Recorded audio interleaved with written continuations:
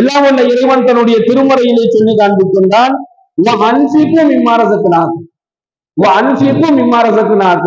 அல்லாஹ் கொடுத்ததுல இருந்து யார் அல்லாஹ்விற்கு அல்லாஹ்வுடைய வழியில செலவு செய்கின்றார்களோ, அல்லாஹ் அவங்களுக்கு வழங்கிய ரிசுக்குல இருந்து யாரு செலவு செய்கின்றார்களோ இவங்களுக்கு என்ன செய்வானா, அல்லாஹ்வுடைய உதவி அவர்களுக்கு கிடைக்கும் என்பதாக நபிகள் நாயகம் ஸல்லல்லாஹு அல்லாஹ் உள்ள இறைவன் தன்னுடைய திருமறையிலே பேசுகின்றார்.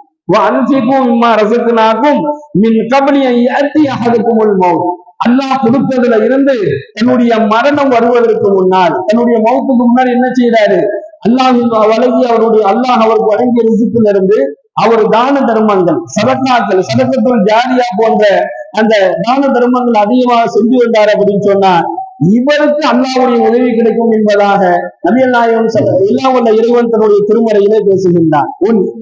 ஸல்லல்லாஹு அலைஹி வஸல்லம் சொல்றார்,